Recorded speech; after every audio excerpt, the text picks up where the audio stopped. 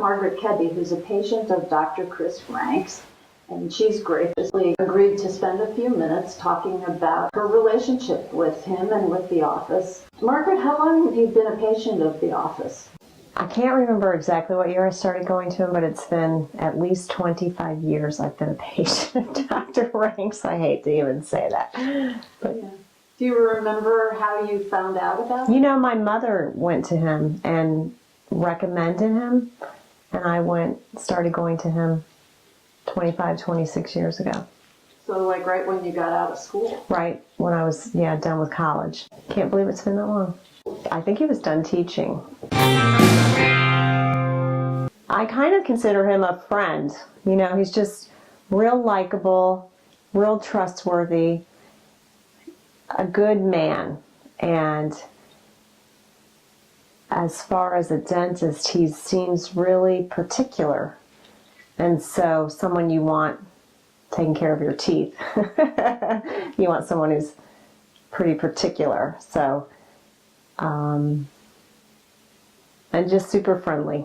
I took both my kids to him too, and my youngest son was a difficult patient for Dr. Rank, and so I was real nervous about taking him there and thought about going to a pediatric dentist, you know, someone that just takes kids. But Dr. Rank was so patient with him and worked just so well with him, and we never had to try somebody else. And I think that's a testimony to just how patient and just good with people that he is, because my son's outgrown that stage, but he went through a really difficult stage where it would be hard to get him to like open his mouth and keep it open for as long as you need to. Which we kind of laugh about now, because now my son is almost 20 and he's a really easy patient. But not when he was 4 or 5. It was scary. I can't even remember how many crowns I have. Maybe 6, maybe 7, maybe 8. I'm not sure. So I've seen a lot of Dr. Rank.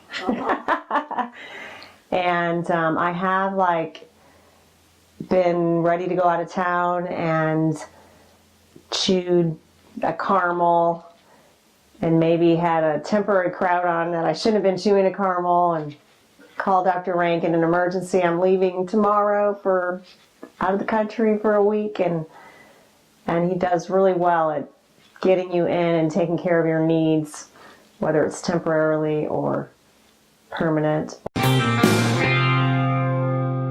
My older son's out of college, has his own job, his own insurance, and still goes to him.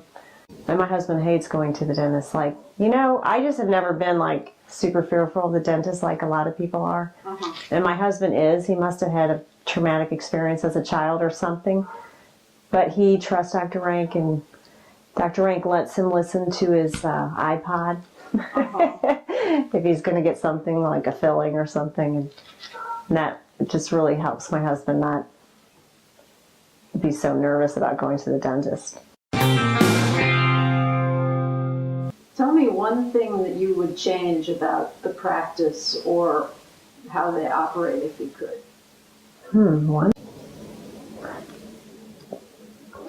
I might have to think about that. I can't think of anything that I have not been happy with. They're great about calling you when you need your appointments or sending you stuff in advance, you're due. They're great about rescheduling if you have to.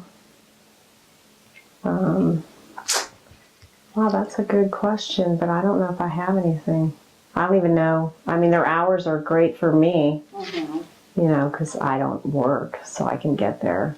I don't know.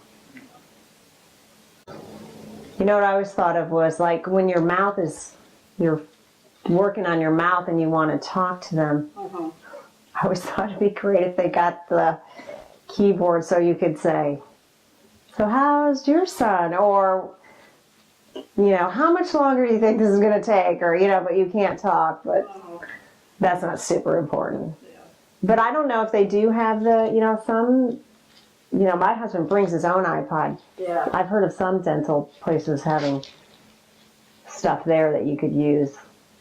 But I've been with him so long, he's really kept up with, seems like the latest, greatest. Now his office is really amazing with all the computer. They talk to the computer and it records their stuff. So I can't think of anything really important that I've been extremely happy there. So unless they came to your house and did your dental work at your house, that'd be fabulous. I'm afraid this is a